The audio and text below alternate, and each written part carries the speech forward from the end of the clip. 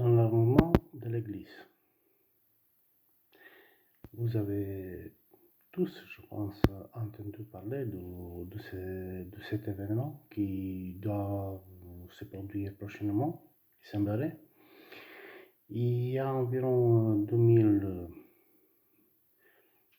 milliards et demi de croyants, mais est-ce que cet événement existe ou se produira bientôt ou pas? Selon l'Ancien Testament, donc disons, vous faites des recherches vous-même, vous allez voir qu'en fait, il n'y a aucun verset qui parle de ça dans les prophètes. Donc aucun prophète n'a jamais parlé de ça dans quelconque enlèvement. Alors, dans le Nouveau Testament, si vous voulez, dans les évangiles, Jésus lui-même, Yeshua comme vous voulez, interrogé sur la fin du temps et les signes de sa revenue, parle des événements à venir.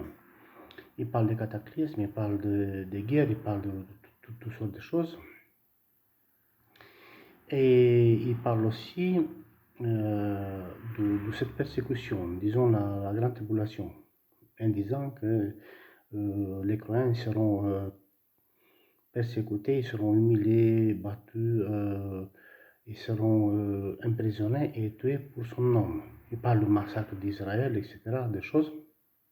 Mais il dit que ceux qui tiendront jusqu'à la fin seront délivrés et pas enlevés. Donc il n'a pas oublié quelque chose. Peut-être oui, peut-être non, mais je pense que non. Il rajoute aussi que, bon, après la fin de la tribulation, après les jours de tribulation, le soleil sera couvert, le ciel, la lune, les étoiles.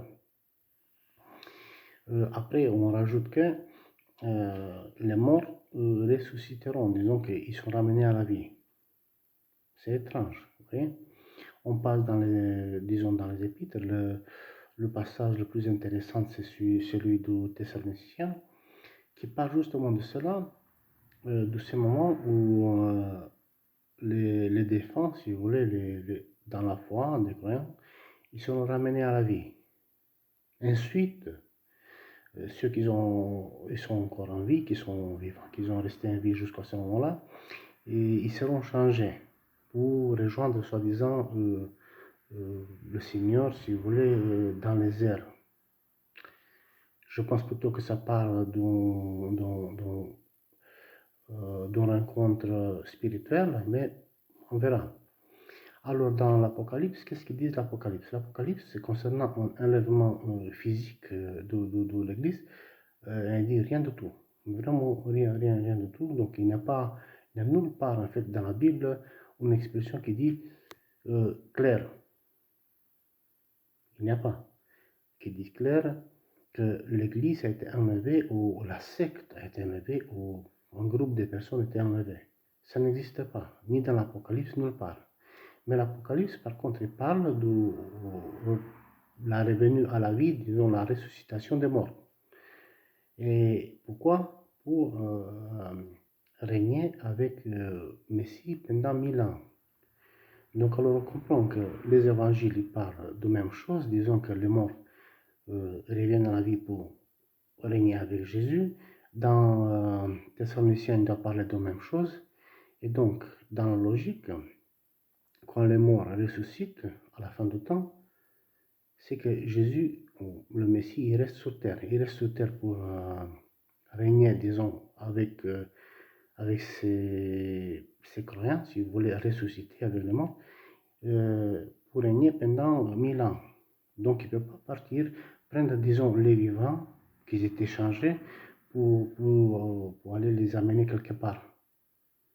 Il n'y a plus le risque, il n'y a plus le danger, la grande tribulation est finie puisque les morts, ils ressuscitent à la fin. Donc, si vous voulez étudier avec cette idée-là, vous allez voir par vous-même qu'en fait, l'enlèvement de l'Église, ce n'est qu'un faux enseignement, c'est une hérésie. Donc, il n'y a pas d'enlèvement de l'Église. Et je vous dis ça par rapport à la Bible, et j'ai compris par rapport aussi à des visions et des révélations que j'ai eues. Pour cela, je vous invite tous à visiter ma chaîne. Je vous attends, je vous dis à très bientôt. Salut.